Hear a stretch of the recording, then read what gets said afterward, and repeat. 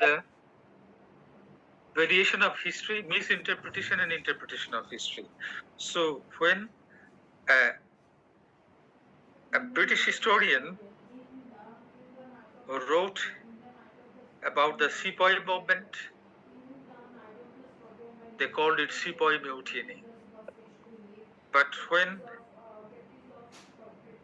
an Indian historian wrote that history, then it became the Sepoy movement. ওদের কাছে ওটা ছিল বিদ্রোহ, আর আমাদের কাছে সেটা ছিল বিপ্লব। আমাদের কাছে সেটা ছিল স্বাধীনতার সংগ্রাম, আর ওদের জন্য সেটা ছিল একটা ডিসিপ্লিন ভঙ্গ করা একটা কি বলে বিপ্লব, তো এটা বিদ্রোহ বলে, সিপাহী বিদ্রোহ বলে তারা। আর আমরা সেটাকে স্বাধীনতা সংগ্রাম বলেছি, একেবারে প্রাথমিক স্বাধীনতা সংগ্রাম বলেছি। So the same history has been interpreted by one or described one as something against the British bureaucracy and British imperialism, an act of disobedience against the British imperialism, an armed rebellion against the British imperialism, while for other people, I mean the subcontinental people, for the Indians, then it was the India and all the people who are known as the Indians, and for the Indians it was the first movement of independence. So that's how the history is interpreted in different ways, the same history. Now, well, here, if this is the conditional sentence, if history is a nightmare, how history can be a nightmare?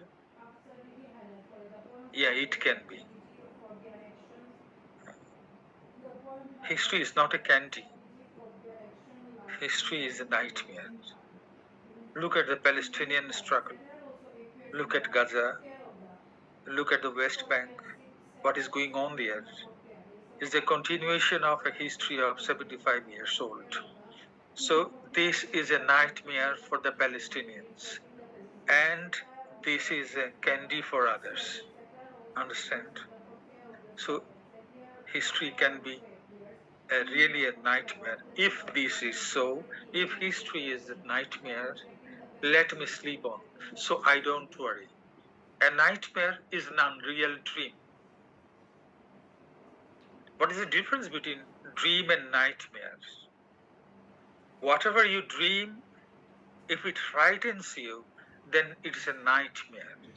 If it is a sweet dream, then it is not a nightmare, it's rather a sweet dream. So the opposite of sweet dream, the scary dream, the frightening dream is a nightmare. If history is so, then let me sleep on, nothing to worry, because I can't change it. At least it's unreal. So I have got the consolation that what is a nightmare, what is nightmarish, is unreal at the same time. So this poem is a small poem, but it is a highly condensed poem with full of meanings. I have chosen this poem to show you that while in the subcontinental poems, Kaiserhoff tends to be garrulous, talkative, comic, and elaborately descriptive, here he is precise, concise, abrupt, and carries a deep meaning in each and every word. So this is the contrast that you need to know, and this is the depth of his poetry that you need to explore in other poems other than the subcontinental poems. So the poem is addressed to history, and history hangs in the air that avoids any concrete definition. We are not sure history is real or unreal. It is nightmarish or sweet. So let's not bother about history. Let it go its own way. So the poem is over. Now, আমি আরেকটা ছোট কবিতা তোমাদের পড়াবো। এটি হচ্ছে, আর তোমাদের একটা জিনিস বোধহয় আমি বলেছি কিনা, I am not sure, but I need to tell you. he was a freedom fighter. Kaiser Hawk took part in the liberation war,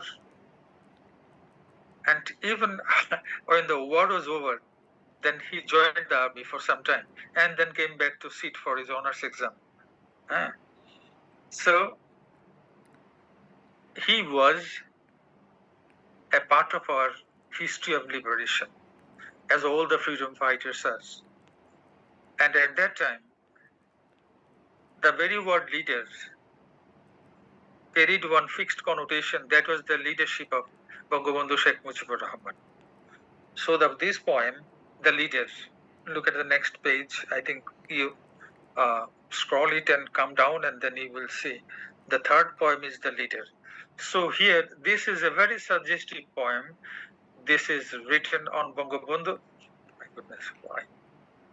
This is written on Bangabandhu, and nowhere it is clear who the leader is, but there are a few suggestions through which we can come to the conclusion that the poem is a tribute to Bangabandhu Sheikh Mujibur Rahman, and he is the leader that the title suggests. I promised him, the title of the poem, The Leader, I promised him a running commentary, so uncle hoisted me on his shoulder. This refers to 1969, this refers to 1970, this refers to 1971, 7 March. So that was the ocean of people that assembled in the race course, and the poet imagines himself, or this is rather a substitute protagonist, and here the young boy who was put on the shoulder of the uncle to have a look at the leaders, because it is not one or two persons or dozens persons, not 100, but hundreds of people assembled there, and it is impossible to have a look at Bangabandhu from a distance.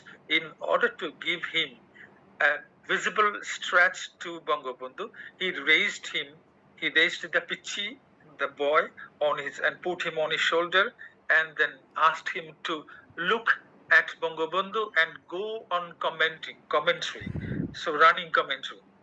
I promised him, I told him that whatever I see, how he is coming, how the people are doing, what slogans they are making, this and that, I will go on making running commentary. This is called running commentary. You are familiar with running commentary, particularly in cricket. So in politics too, in politics, it goes on and on before the arrival of the leader. They go on talking about the leader, this and that, and then he will do that running commentary. So uncle hoisted me on his shoulder. So he lifted me up and put me on the shoulder. That's him there. The crowd yelled.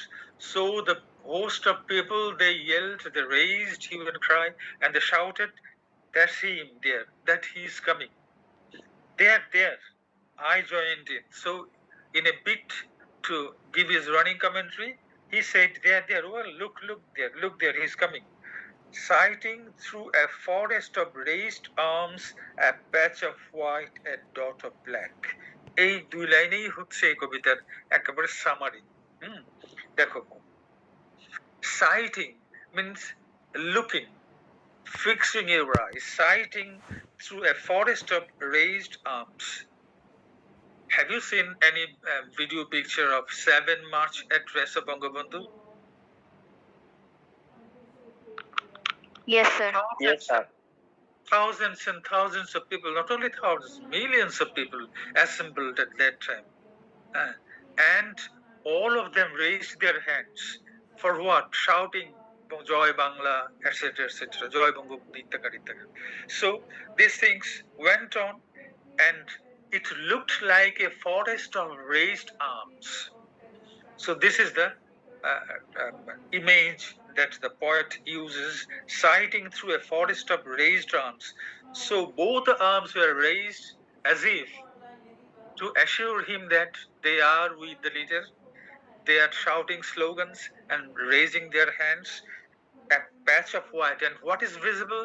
A patch of white. You know, Sheikh Mujib is famous for his meticulous white pajama and Punjabi, and he used to put on one mujib coat, and that's the patch of black dot, and the whole body is white.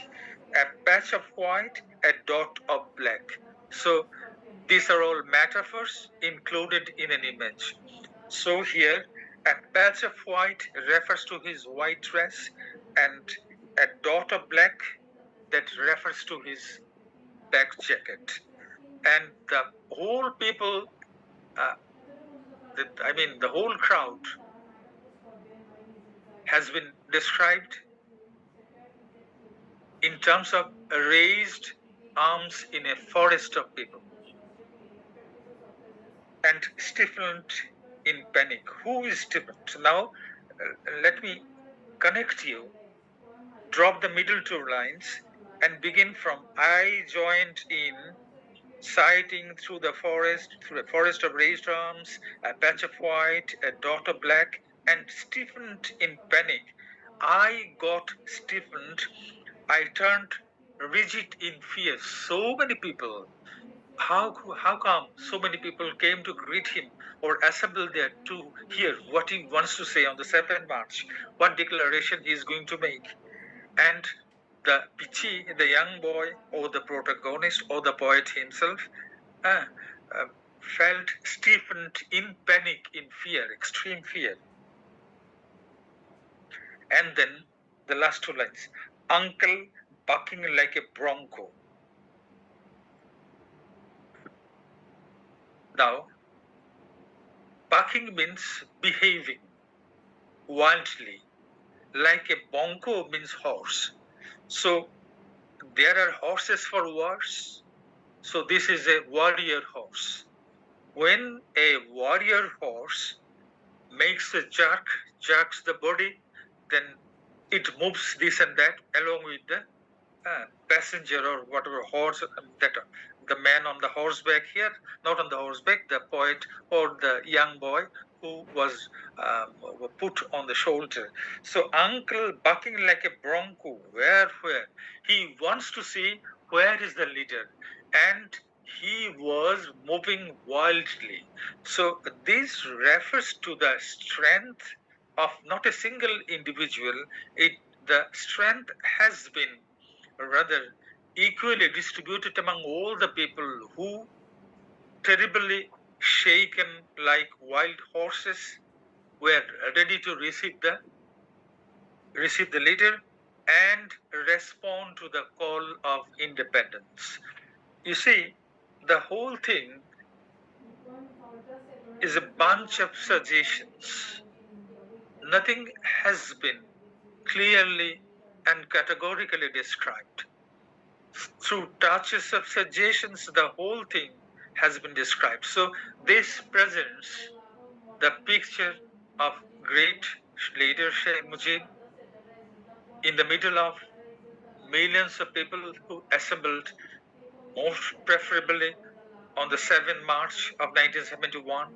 It may be back, but more plausibly, this is the period, this is the scene the poet is trying to evoke. So here you have seen the strength of Kaiser Hawk as a poet. He, in his subcontinental poems, becomes open, effusive, talkative, descriptive, even comic. But he was meticulous to find out the peculiarities of the subcontinental English, and he didn't bother about the grammatical symmetries or correctness, this or that, because his ambition there was to find out flawless subcontinental English with all its flaws. Flaws are not important because this is typically subcontinental English. He didn't bother about the idiomatic use of English. But here in these two samples, you have seen how he becomes low in profile, almost silent, more evocative than descriptive, more suggestive than being elaborated, and he uses minimum words to express maximum sentiments. and there lies the strength of Kaiserhoek as a poet. So,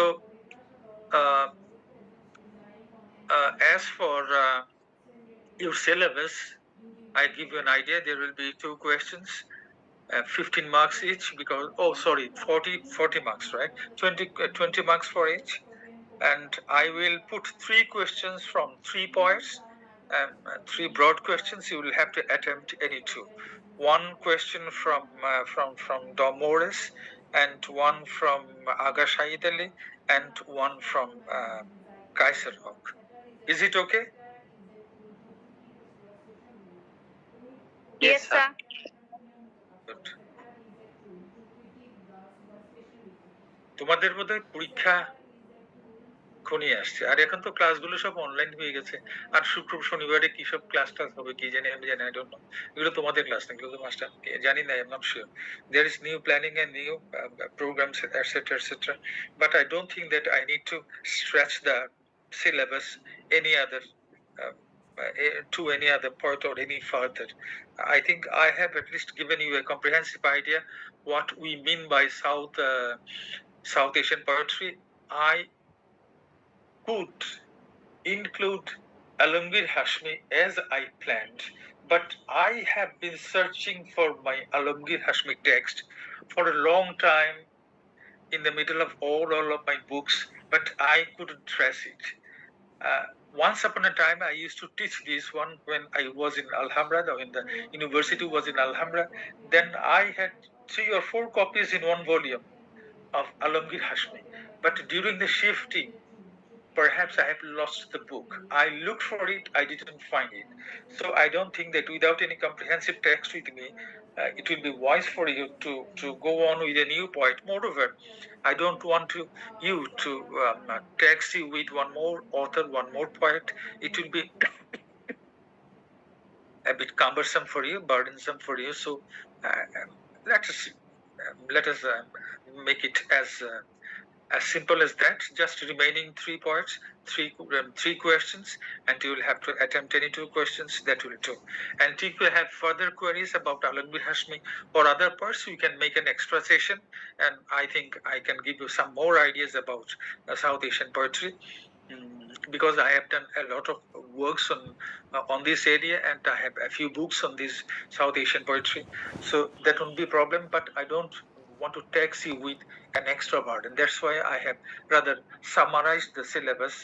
Whether I have my book or not, I could look for Google's, and I could trace some good points from Hashmi, but I don't want to burden you with Alamgir Hashmi anymore.